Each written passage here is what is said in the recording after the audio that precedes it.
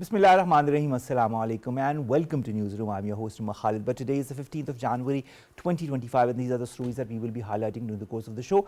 We'll begin, ladies and gentlemen, with the recent visit to Khyber Pakhtunkhwa of our Chief of the Army Staff. The resolve that he showed while meeting with the different political leaders there. We'll also add to it the recent spate of terrorism that has engulfed Khyber Pakhtunkhwa and Balochistan, the elements behind those, what needs to be done, what our government and our defense forces have been doing, and how important is the national action plan in all of this scenario. This is going to be our first segment. Our second story, ladies and gentlemen, concerns the restrictions on foreigners in 3 Indian states.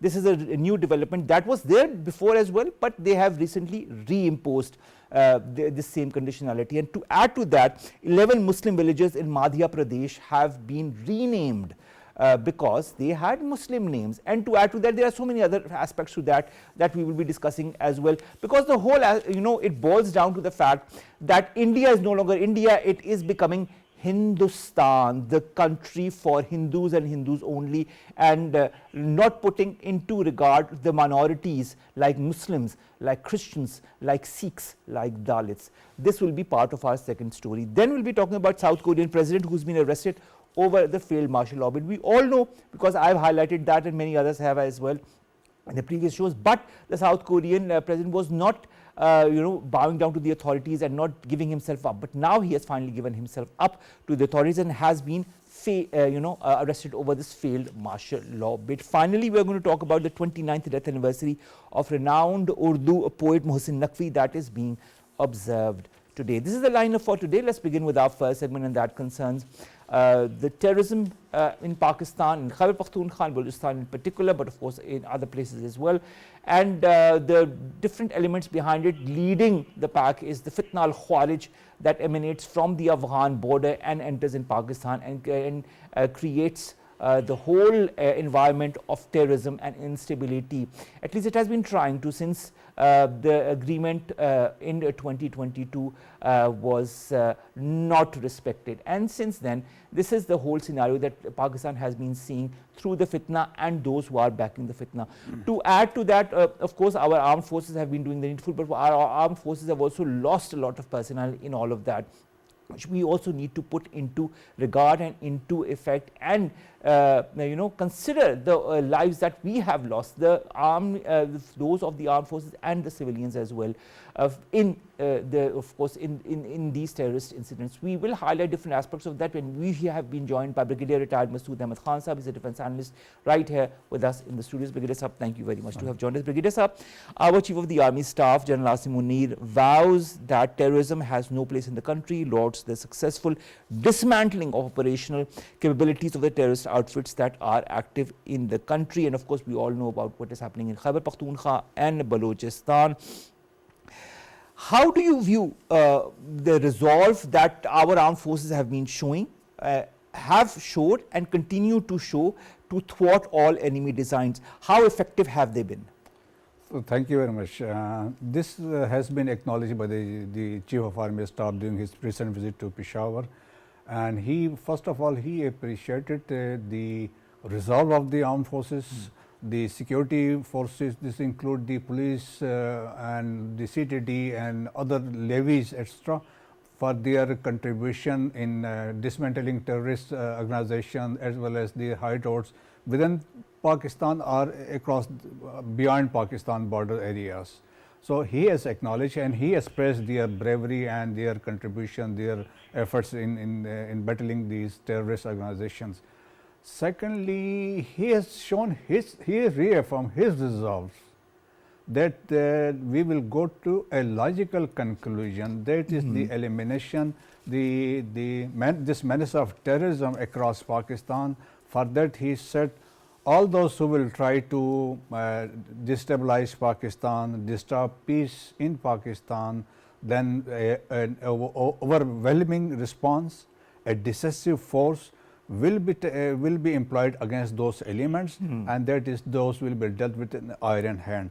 So that is the message, and recently we have seen the contribution and the successes of the security forces, mainly when we talk of the southern districts of Khyber Pakhtunkhwa, whether it is North Waziristan, South Waziristan, Lucky Warmat, D.I. Khan, Kulashi, the success has been phenomenal. It has been acknowledged by the government officials, and Chief of Army Staff during his recent visit acknowledged, and he said here, and he has been saying in the past, there's our shodas, the martyrs, they are our heroes, and it is because of these sacrifices we are defending the motherland. So credit goes to the security forces, and the success is 100% based on the intelligence based operation. Probably the credit to the security forces operating across Pakistan. That is so true. The Chief of the Army Staff also said that the enemy may try to sow discord and fear, but we will not relent. Hostile elements will be dealt with an iron hand.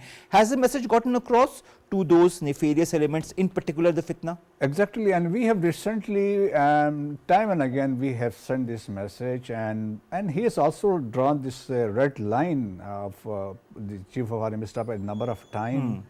If you cross the western borders and attack our security forces or any installation, so you have crossed our red line, and if you facilitate, that is the message to Afghan Taliban, if you facilitate these fitna Kharij operating from the hideouts, you have been equipping them, if you finance them, and still they carry out attack inside Pakistan.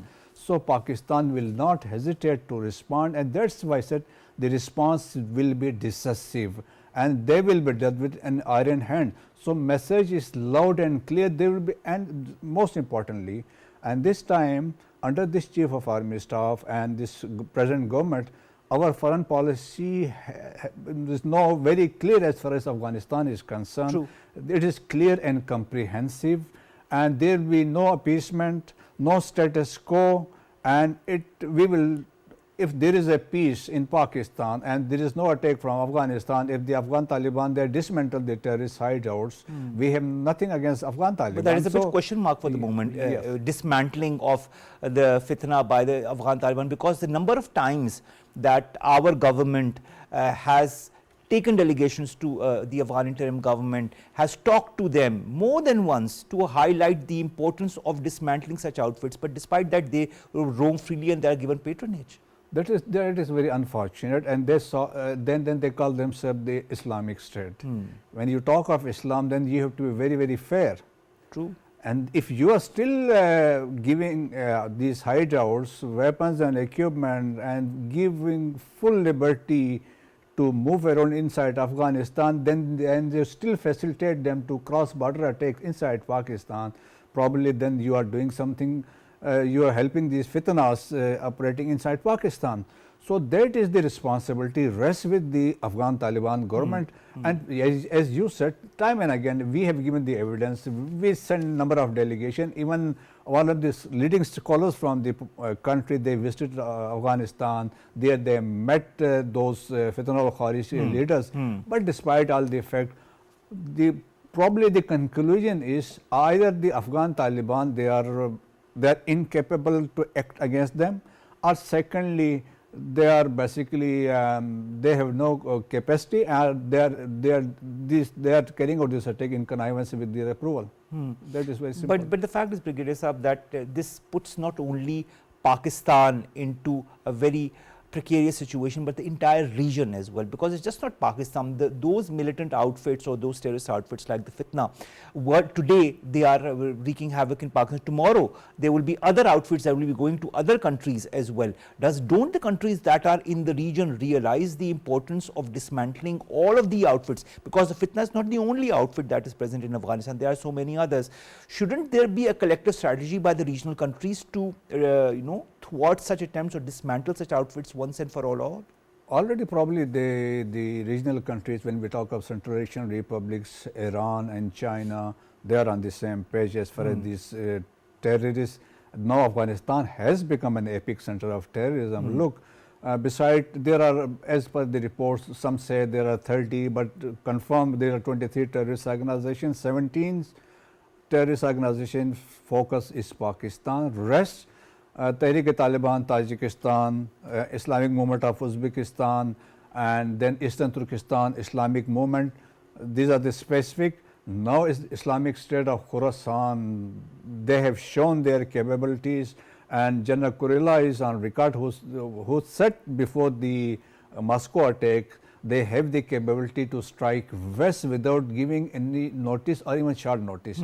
So we have seen that link after Moscow in Kirman, then the terrorist attack during the probably at the anniversary ceremony of Qasim Soleimani, and recently Shamsuddin Jabbar, again he was affiliate of Islamic State who carried out attacks in United States. So Islamic State has become a real threat. That is one. And second, Al Qaeda. So 9/11 was basically, it was launched after Al Qaeda, basically it was after Al Qaeda. But now Al Qaeda has regrouped. So they have regained their strength and they have an open undeclared alliance with the Afghan Taliban and also with Fitna al Kharij. They were involved in attacks against our posts in Chatral, in Zobkent, also in Miyawali. So there is a link. So they are also training. There are reports. The reports were issued by United Nations Analytical Support Sanction Monitoring Team of their involvement in training the Fitna al Kharij and Afghan Taliban, suicide bombing, etc.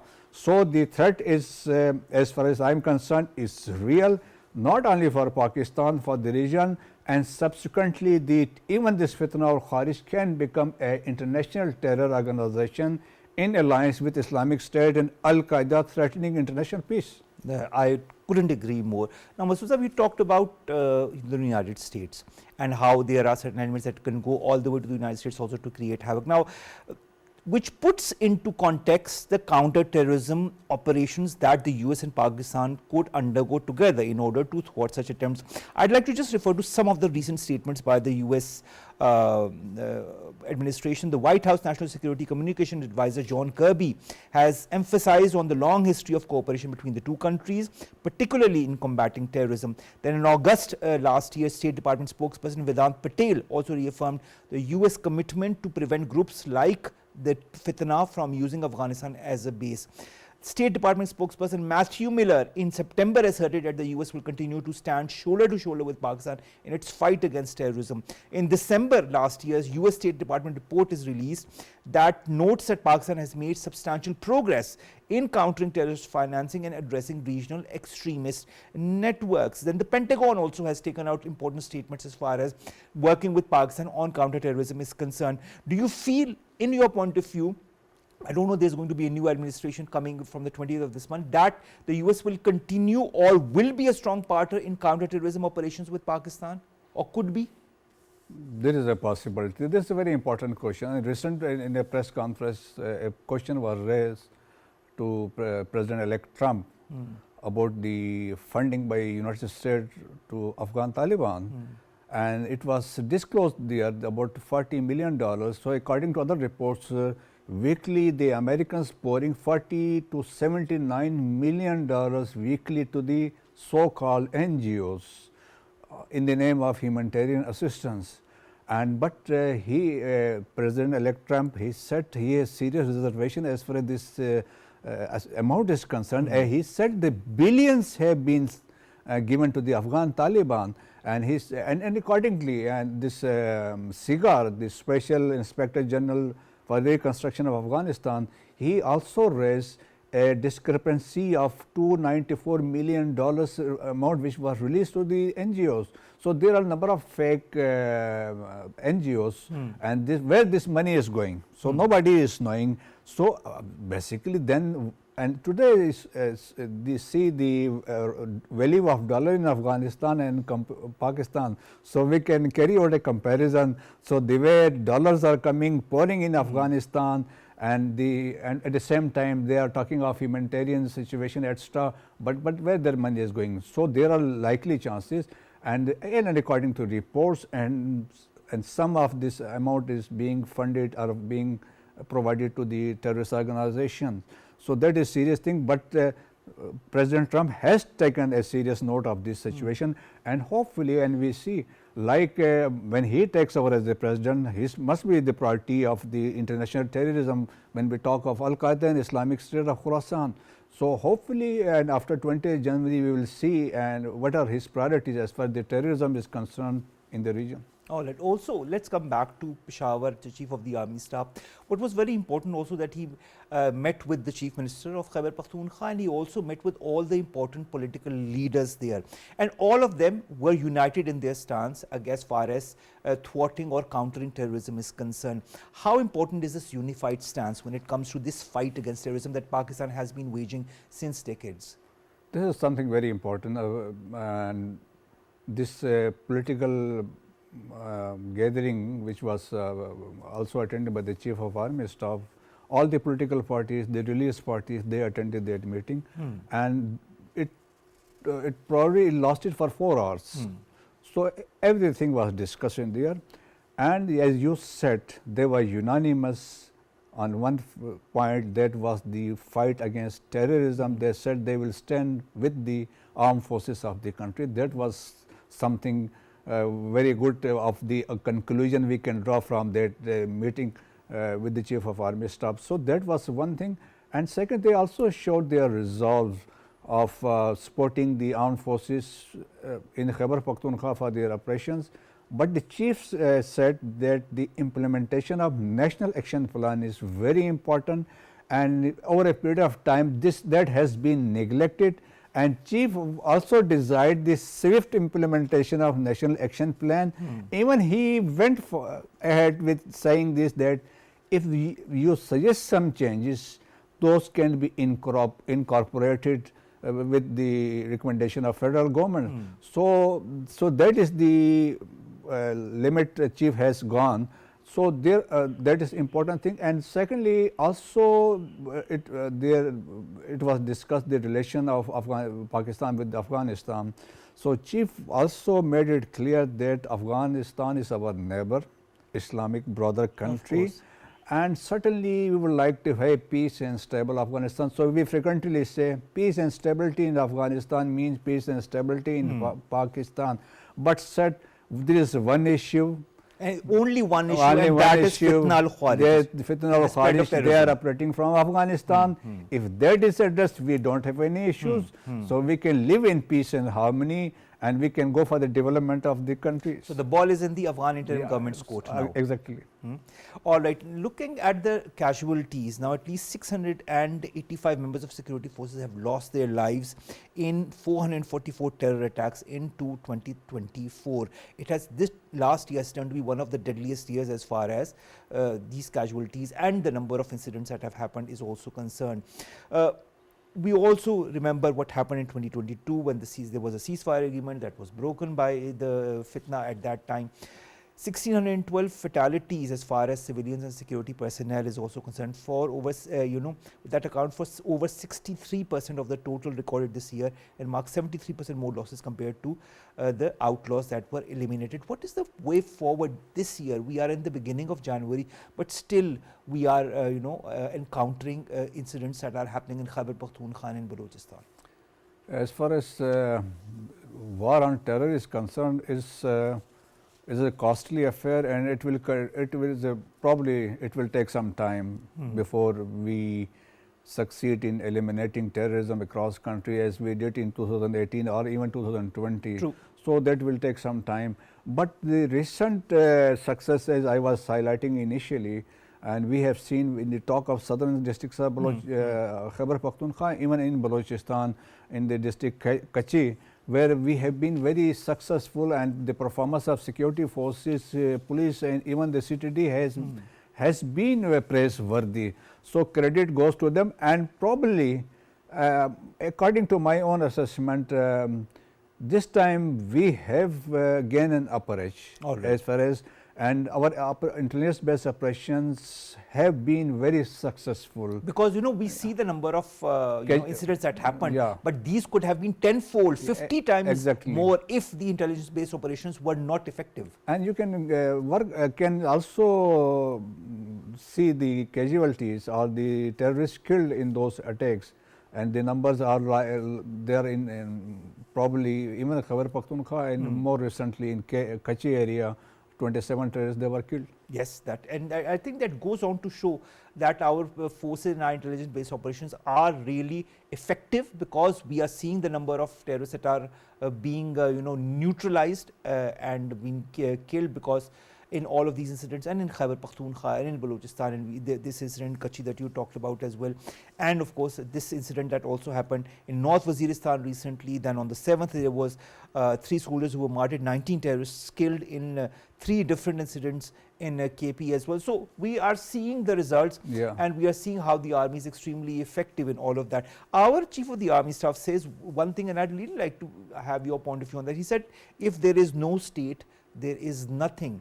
Now we know that there are divergent point of views when it comes to terrorism. There are certain people who have certain views and others who have very pro-Pakistan views. How important is also for the nation to be as one? I know the stakeholders, the politicians and all the others, for example in Khyber Pakhtunkhwa, have had this unified stance. But how important is it for us, the laymen, the public in Pakistan also, to support all such endeavors to thwart Pakistan of terrorism? Firstly, probably there is one issue probably that affect is at time the political narratives used by some of the political parties. That also affects, and when majority of the nation, when we talk across Pakistan, they stand with the armed forces of the country, but still there are groups inside Pakistan. They carry out a malicious campaign, propaganda to malign the armed forces. They are trying to create a wedge between the armed forces and the nation. So, but generally when we talk, even in Balochistan, I have served Balochistan for quite some time. The locals, they are the patriots, they love Pakistan, leaving aside couple of hundreds terrorists belonging to BLA or BLF. So awareness is already there. The only thing I think, but I recommend, is the responsibility of political parties, the provincial governments, to educate the masses, especially the youth, to be focused. And that's certainly, as we have seen recently, the Chief Minister of Balochistan addressing youth at different places, and convincing them of the importance of education, getting job, living in peace and harmony. That is very important. You talked about the National Action Plan, Brigadier Sahab, but I'd like to highlight it once again.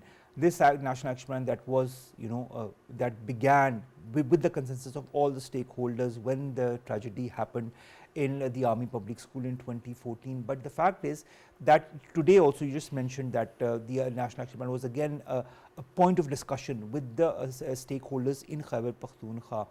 Do you feel we need to have a review of the National Action Plan, incorporate new elements that have emerged in the last year or so, and reinvigorate the National Action Plan? Probably this has been discussed number of times whenever there is the Apex Committee meeting presided by the Prime Minister of the country. So all the stakeholders are there, the Chief Ministers, governors and others, those who are responsible to make decisions, they are there and they take decisions. And Apex Committee is basically the most important forum in the country, which decides about the taking operations in specific areas, distribution of your resources, and that is the important forum. But at places, unfortunately, look at 2015, it was adopted, and today we are in 2024. There are several parts yet to be implemented in those letter and spirit. So still the missing things are missing. But Chief made this made it clear to them, if they still think there is a requirement of change some of the points, so those can be discussed at the Apex Committee meeting with getting approval from the Prime Minister of the Pakistan. So that is very important. Implementation is very important. And then there are issues of capacity building. We have been talking in the past about the capacity building. Everybody has to perform his duties, not to leave everything on Pakistan Army. Everybody has, whether it is a police, levies and other agencies, intelligence bureau or extra, everybody has to undertake his responsibility and duty so that Pakistan Army can focus on the terrorists, the government can focus on terrorism. That is very important, because when you talk of terrorism is I mean, we're seeing different incidents happening across the world, but Pakistan seems to be the victim of the most incidents of terrorism, at least of late, and that also coming from a country that Pakistan has been helping over the last decades. For so, I mean, we still see the examples of I mean, I would say millions of refugees that are still present in Pakistan as we speak, and the help that assistance that Pakistan has given, and how Pakistan has helped Afghanistan also in different avenues in the last few decades as well. At least the Afghan interim government needs to be cognizant of that.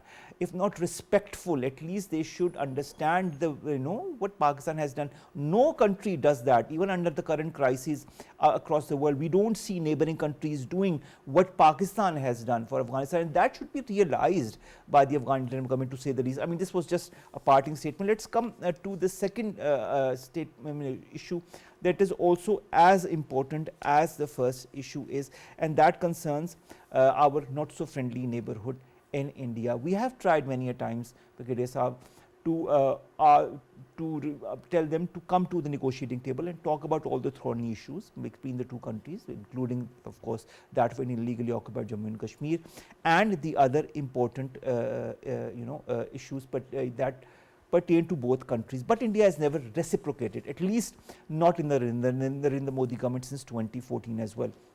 Then there are the different insinuations that happen from the Indian side. We have seen so much from the three main people, Ajit Doval or Narendra Modi, and the baseless accusations that are being leveled at Pakistan, to say the least. Right now, there's another incident that has happened in which the chief of the army staff of India and the defense minister also leveled these not accusations but baseless insinuations on Pakistan, especially concerning Azad Jammu and Kashmir.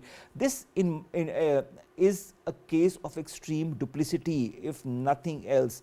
Isn't this an attempt to deflect the world's attention from exactly what is happening in Indian illegally occupied Jammu and Kashmir, repression of the minorities internally, and India's transnational repression? Exactly, I agree with you, and these are the basic things. At the same time, they're in habit of giving these rhetorics, and in the past, as you said, we have seen Prime Minister Modi, Ajit Doval, Amit Shah, yes. and Rajnath Singh. They're in habit of making tall claims of getting AJK and Gilgit-Baltistan and so and so. But unfortunately, this time the chief of army, Indian chief, he made a political statement and he held a press conference, and where he accused, unfortunately, look who is talking of Pakistan about terrorism. If we talk of terrorism, if we see a senior serving Indian military officer is in Pakistani custody as we speak.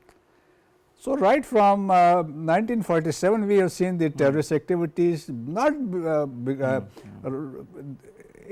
we talk of the last 20 years, when Ashraf Ghani and Karzai were the presidents in Afghanistan. So, in those 20 years, the 32 provinces of Afghanistan, they were controlled by the raw operatives.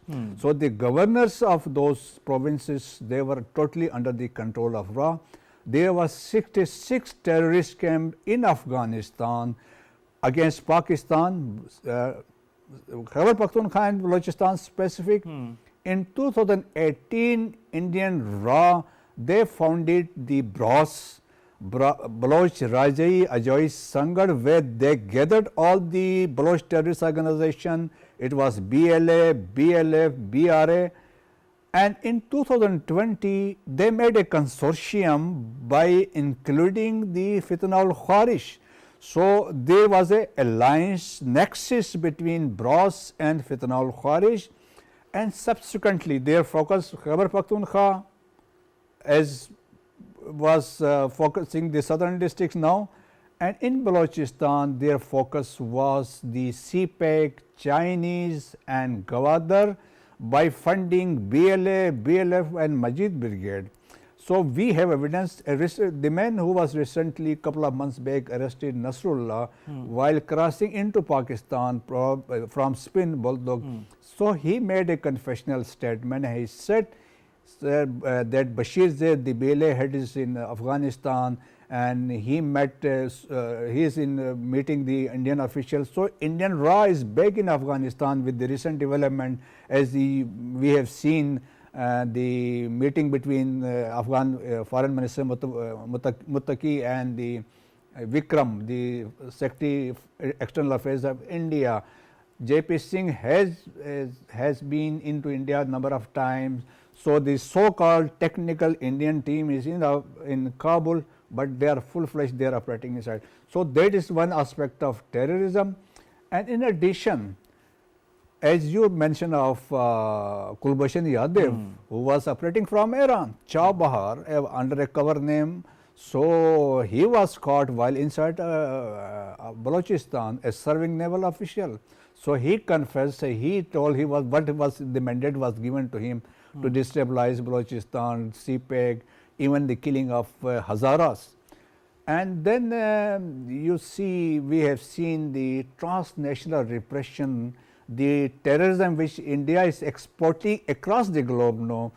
Hardeep Singh Najjar was killed, and earlier it was Roop Daman Singh again in Canada. And in UK, Otar Singh Khanda was poisoned by Ra. And another plot which was uncovered through a sting operation, Gurpat Singh Pannu was the leader of the Sikhs for Justice. So they were caught, and there is a trial which is going on. So that is they are involved. So they are, even then the Guardian, they carried a story. Another Sikh which was assassinated in Pakistan, Paramjit Singh Panjwar, he was killed in Lahore, and 22 Kashmiris, they were assassinated in Pakistan by Indian Ra. So that is the terrorism. And we, in addition to that, we have seen Indian role in espionage. In Qatar, you have seen they were working for Israelis, and in addition, they have been using these fake media outlets, EU Lab, basically Disinfo Lab. So they are doing all the things, and they have been, this has been confessed by, probably it was Rajnath Singh, and they said, we will chase our enemies and we will go and hit there where they are operating from, their origin is. So that is unfortunate, and this is something very ridiculous. One can laugh at this statement made by the army chief, even by the minister subsequently. Even they have the diplomatic terrorism. What to talk of this terrorism?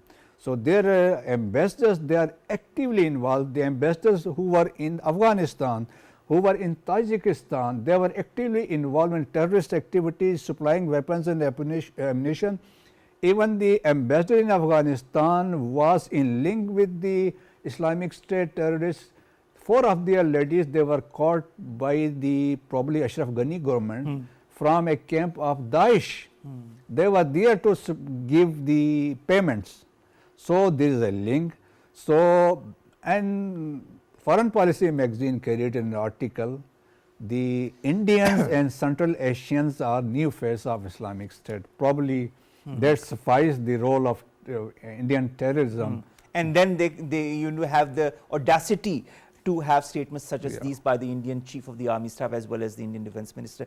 We've also been joined, ladies and gentlemen, by Farzana Yaqoob. She's a former minister in Azad Jammu and Kashmir. Farzana, thank you very much to have joined us.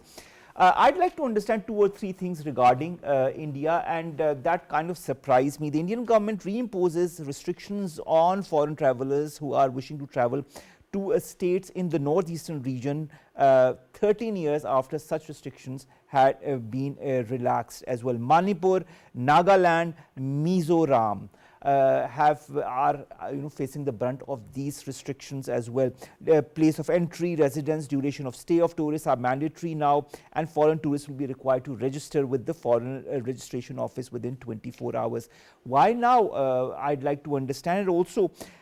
Is the BJP trying to divert people's attention from the security issues in these areas by using illegal immigration or other such tactics as a political tool? What's your take on that? Well, India has these insurgencies, India has been unable to control them. That is a fact.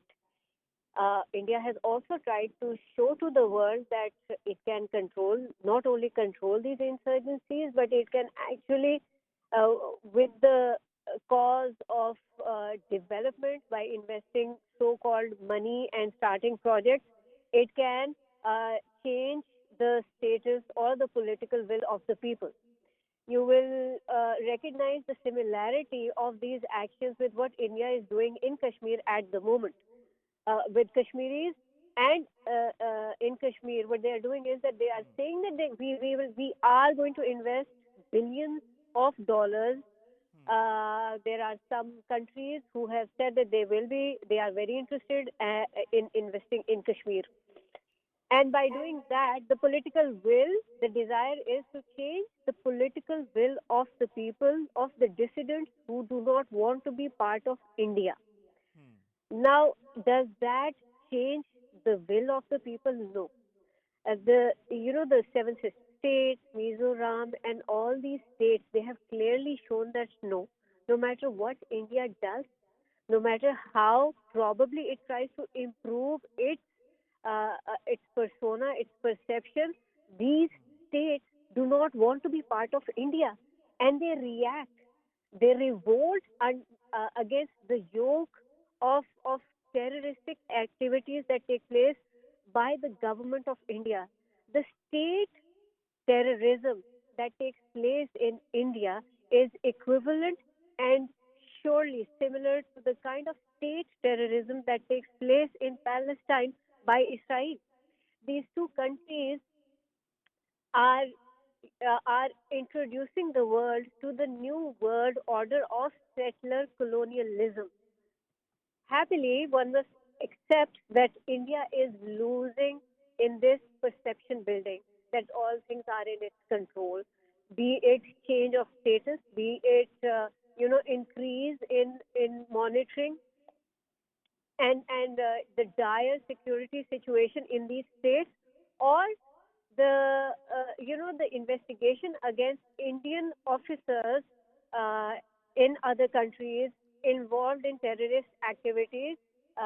The way that Canada and America have lashed back at India is a clear signal that the West does want India to develop. The West does support India's rise as a world power, but the West does not support its complete rise as a world power. And so India is regularly cut to size. That is what is happening. And internally, Indian situation is really bad. The perception is falling off. It's like, the facade that they had created, they're failing at it. BJP is in its third leg. This is their third term. They have not been able to get as many seats as they were expecting. They thought that their mantra of dividing Indians is going to make them succeed and get them more majority. They have failed, and the failure is going to increase, and we will see more of such activities happening by BJP. All the facade that they had created within these coming years, that facade is going to fall off. I like the word facade that you use, because this is indeed a facade not only as far as Mizoram, Nagaland, and the third state is concerned, but the fact is also, and Manipur, but the fact is also that they are trying to hide all the unrest that is happening within the Indian illegally occupied Jammu and Kashmir and all of these regions. So many different movements that are going on, and the Indians cannot curtail it, the government cannot curtail it. So what they do, they use the Pakistan card, or they use other issues like curtailing the influx of foreigners and then pointing the fingers at either American tourists or Canadian tourists as being behind certain unrest. I don't want to go into the examples, but this is what is being quoted by the Indian media as well. To add to that is all the attempts that are being made to erase Muslim identity from India. Let me give you a recent example. Authorities have renamed 11 villages, all of which that had Muslim connotations, in Shajapur district of BJP ruled Madhya Pradesh state of India.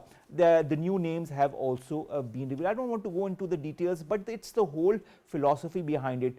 To rename this is just one of the facets to revisit India and to change the whole pluralism or plurality of that country into a completely Hindu-dominated state. What's your take on that? Well, now what we see is, of course, the hegemonistic approach that India has.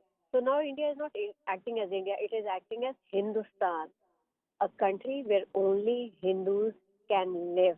We can also see a clear indication of, the greater India narrative that has been pushed for a very long time. We once in a blue moon we get to see the map where Pakistan, Afghanistan, Bangladesh, all the neighboring countries are part of the greater India. Now what we're seeing is all of this. Changing names, Muslim names, is just one way in which the government believes that it can remove the identity. In Kashmir, what they've done is that Kashmiris could read and write Urdu. That is being changed. The transcript is being Sanskrit writing is being reintroduced. Not reintroduced, but they are discouraging and removing Urdu. They've been changing names. They have clearly what they are doing is demonizing Muslims as well. It's not just a superficial change that they are trying to pull off. This is a very deep-rooted extermination operation that has been going on for all the Muslims in India. What they thought was only happening to Muslims in Kashmir, it is now happening to all the Muslims in India. We usually used to see reports about Kashmiri Muslims being thrashed, Kashmiri students being thrashed in other parts of India. And now we see resident Muslims of any other part of India being treated violently by this terrorist government. By the way, be it BJP, be it Congress, they have always been very unified when it comes to anti-Muslim narrative within Hindustan. So to believe that it is only BJP government that is so anti any other religion. Maybe it is quite open in its rhetoric against the Muslims or against other minorities. But Gedesa, coming to you, this renaming trend has apparently gained momentum across the ruling BJP. More leaders are pushing for removal of Islamic influences from place names. For example, in Ujlan, one of the BJP MPs demands that names of localities like Begum Bagh, Andargal and Top Khana in the city be changed. Bhopal BJP leaders are saying that the name of the city needs to be changed. The original name was Bhojpal and now it has to go back to the then we all know about how the mosques are being desecrated. We all remember the incident of the Babri mosque, and other mosques have followed suit. Will the BJP or the Hindu fanatics or the extremist right-wing Hindus be able to erase Muslim identity from India? That is not possible. The only thing is, because what they are doing at present is because the Muslim, they rule India for 1000 years. Right from 1192, even leaving aside the initial attacks by Ghaznavi, subsequently the Ghoris, when they established after defeating Prithviraj Chauhan 1192 and subsequent until 1857. So Muslims, they ruled subcontinent. So there was no India. So it was the heritage, the culture, tradition today, whatever is in India, it is because of the Muslims. The Turks, the Mughals, they basically, they give India this heritage, this property which now they are claiming, but they feel sorry for they were ruled by the Muslims. So that is what they are trying, this is Hindutva mindset. They are trying to reclaim their glory by downgrading the name of the Muslim warriors. The Mughals, even they have deleted their names. Even in the Indian Electorate Jammu and Kashmir, there was a chapter in one of the books of the rise of Muslim in South Africa. So that was also was deleted subsequent in the textbooks. So that is how they look at these things. So that is the Hindutva mindset, as you said. And we have seen there are various mosques, they have been claimed by the Indians, even though they have claimed the Taj Mahal. the Shahi Masjid in Delhi, and they said and so that they have asked for this survey by the so-called, but unfortunately we have seen the Indian Supreme Courts taking sides of these the so-called Hindutva fanatics. So that is why, but still they can't do anything. There are 200 million Muslims in India, 250 million Dalits. They all are at the receiving end. Just one word of the Northeast India. Northeast Indian, 7 states, all 7 states, they are struggling for independence. 3 states, as you were mentioning, there are Christian majority states. Manipur it was an independent state which was annexed by India, and they, the northeastern state, they consider themselves different from the mainland because they are Mongolites. So that is the major factor. So no Indians, they are afraid after the liberation, we call it, or the independence of Bangladesh by the students. No, they are afraid that there is a government which is not that friendly with Indians. So they are afraid of northeastern states. And in the north, there is a Siliguri corridor, the chicken neck.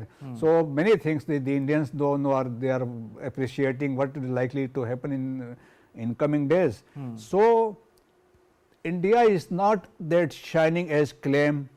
As I said, Northeast India, they are struggling. India illegally occupied Jammu and Kashmir, there is a struggle for independence. The Indian illegally occupied Punjab, as claimed by the Sikh Khalistan, they are struggling. There is a divide between North and South. And because North, they are Aryan, the South people, they say we are Dravidians, so we are superior than North, and the fate of Dalits. So all that is not shining in India. And just last word, Khushwant Singh wrote in his book, The End of India, that India will disintegrate at one time. It will not be because of Pakistan or any other foreign power. We will commit harakari, that we will commit suicide, and we will disintegrate. Well, at least the evidence points in that direction because of the way the Indian government is dealing with all such movements that are happening within India. Thank you very much, Brigadier Masud Saab, to have joined us throughout the show and to have talked to us about 2 very, very important topics that are very close to Pakistanis' hearts. And thank you very much, Farzana, Yaqoob Sahiba as well, to have joined us all the way and of course to have discussed what has been happening in the Indian illegally occupied Jammu and Kashmir region as well as other parts of India. Let's end this show with the 2 important news before we end today's show. The first concerns the South Korean president Yoon Suk Yeol, who has been arrested over the failed martial law bid. We all know that there were attempts to arrest him in the past, but those attempts were not fruitful because there was his security also that was foiling such attempts. But now the South Korean president has given himself up to the authorities because he had earlier vowed to fight to the end, but has managed to thwart the first arrest attempt on the 3rd of January. But now, of course, are in the authorities, and we all know about the attempt of the martial law that he had tried to impose in South Korea. Finally, ladies and gentlemen, today is the 29th death anniversary of renowned Urdu poet Mohsin Naqvi as well. He was born in 1947 on the 5th of May in Dera Ghazi Khan. His original name Ghulam Abbas was changed to Ghulam Abbas Mohsin Naqvi. He contributed a lot to the Urdu language, especially in the genre of ghazal, and has received numerous awards for his services in Urdu literature and films. He died on this very day in Lahore in 1996. May his soul rest in eternal peace. With that, ladies and gentlemen, we come to an end of today's newsroom. We'll see you inshallah tomorrow with new story segments that pertain to us here in Pakistan. Stay safe. Allah Hafiz.